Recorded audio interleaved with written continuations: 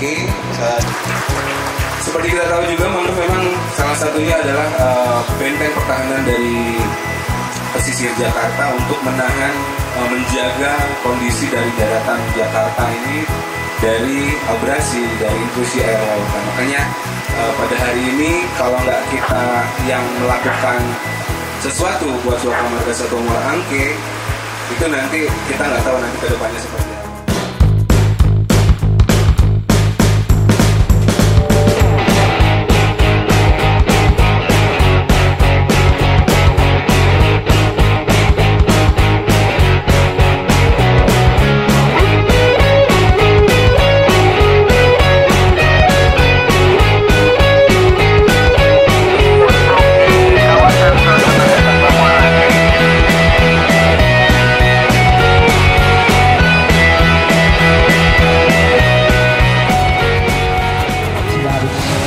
Hati-hati dengan mangrove, sebab kalau tidak ada mangrove misalnya, ini dua sistem yang sangat berbeda, sistem darat dan sistem laut, ini bisa tabrakan langsung. Nah, ini yang ini menyebabkan salah satu fungsi kenapa secara spontaneous ya kita harus hati-hati.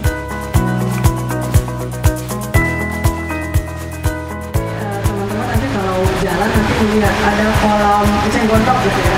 Buat di foto kayaknya cakep, tapi tadi disebut oleh Pak Mufti itu bukan invasif. Mungkin nanti sembari jalan bisa ngobrol-ngobrol. Kenapa sih dia invasif? Terus tadi juga bicara tentang salinitas. Apa sih yang dilakukan dengan alur hidrologinya ya supaya mangrove itu bisa tumbuh? Karena dia butuh asam-asam dikit. Mas, ini eceng gondoknya nanti dibuang atau diapain?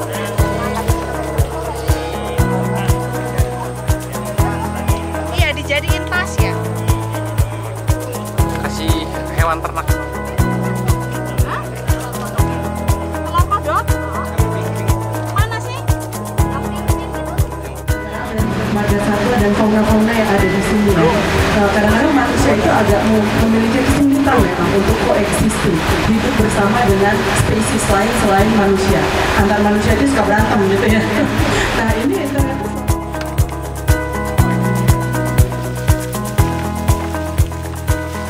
berubah menjadi ekosistem air tawar.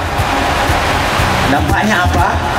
Ini jadi tidak berkembang dengan baik mangrove kita, malah didominasi oleh gulma. Salah satunya adalah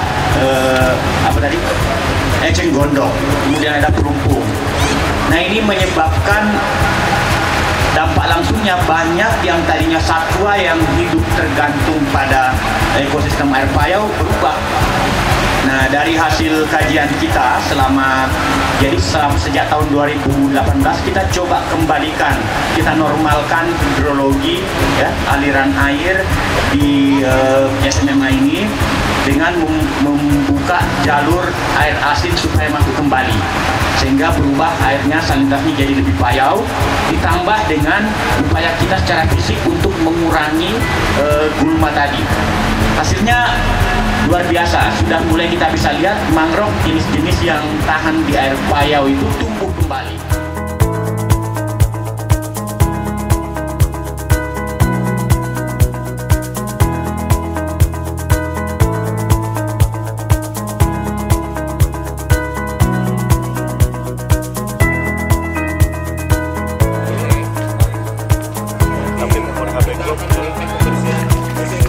Fotonya dari kamera.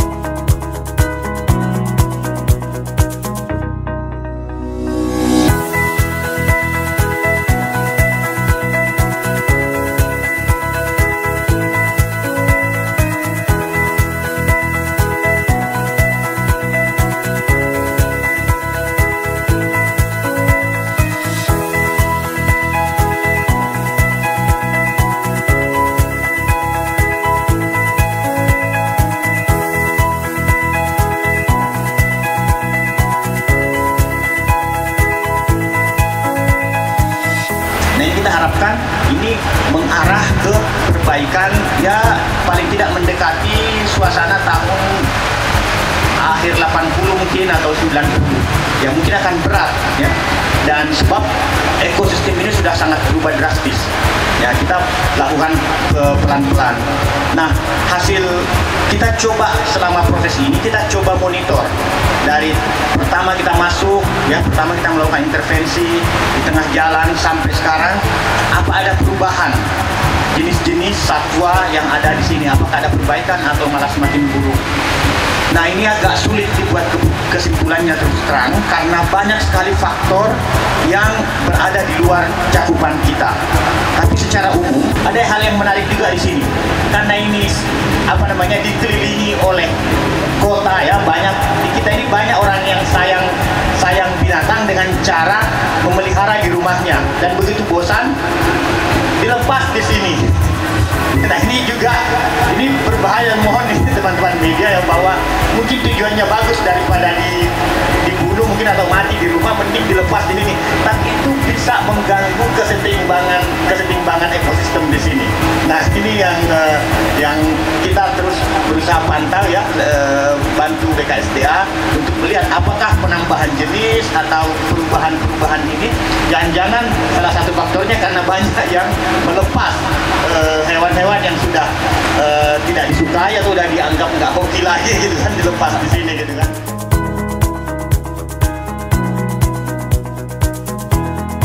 Jangan sampai itu dilepaskan ke lingkungan di Indonesia, karena dampaknya akan sangat berat, termasuk juga eceng gondok. Awalnya itu bukan hewan tumbuhan asli, tapi introduksi juga. Nah, akhirnya ya terjadi invasif seperti ini. Kemudian juga tadi yang kedua kaitannya dengan konflik satwa monyet. Mungkin sepertinya asik ya ngasih makan monyet, tapi justru ke depan monyet itu berperilaku dia tidak akan takut lagi dengan manusia. Ketika tidak ada dikasih makan lagi, dia akan mencari mungkin ke rumah-rumah di sekitar sini yang tentunya potensi konfliknya, dan memang sudah tercatat ya, ada beberapa yang berkonflik langsung, entah mencakar, entah menghalangi kegiatan aktivitas manusia di sekitar SM ini. 50 kali luas dari negara Singapura. Wow, dombanya langsung wow, sebegitu besar luasan mangrove di Indonesia. Dan sebagian kecilnya ada di sini. Dan mangrove ini mampu menyimpan karbon 1/3 dari seluruh karbon yang tersimpan di pesisir dunia. Boleh tepuk tangan buat mangrove kita. Mangrove hebat sekali. Tepuk tangan buat mangrove. Saya Ayu dari Harian Kompas. Jujur baru pertama kali sih dapat undangan ke mangrove ini. Itu saya media gathering soal mangrove, konservasi mangrove. Jadi ini pengalaman pertama saya karena saya juga sebelumnya kan nggak di des lingkungan gitu. Jadi saya fokusnya memang ke kesehatan dan pendidikan gitu. Jadi mestinya ketika diundang ke konservasi ini menanam mangrove itu jadi pengalaman pertama buat saya. Terus sebenarnya menarik karena mengingat isu mangrove juga kan lagi hype-nya gitu sekarang. Untuk saya yang anak muda gitu, dan sebagai seorang reporter sebenarnya seru untuk mendalami isu mangrove ini. Bahkan beberapa hari sebelumnya presiden dan banyak jalan juga nanam mangrove. Tapi apa yang ingin saya jelaskan secara pengalaman pribadi, di Jakarta ini memang benar ini jadi oase di tengah padang. Artinya dulunya saya cuma lihat gedung-gedung, ini jadi mengistirahatkan diri dan secara batin mendekatkan saya kepada alam. Jadi saya rasa terima kasih atas kesempatannya dari BKSDA dan YKAN. Saya harap dan saya rasa kami juga berharap undangan-undangan selanjutnya mengenai mangrove dan pelestarian lingkungan akan terus dilakukan. Dalam satu foto itu tanpa orang melihat tempatnya di mana atau bertanya-tanya, itu udah kelihatan semua. Dari nama udah kelihatan acaranya apa, hashtagnya tentang apa. Nah, terus dari backgroundnya juga kelihatan. Ini backgroundnya udah mangrove, gak mungkin ngomongin maci atau apa kan, gak mungkin juga kan. Nah, terus yang terkecimpung di sini apanya, makanya juga saya ambil dari semua logo-logo ada perwakilan sebagian foto dari peserta bahwa ini adalah acara tatap muka. Jadi, mangrove Jakarta untuk siapa? Oke, terima kasih.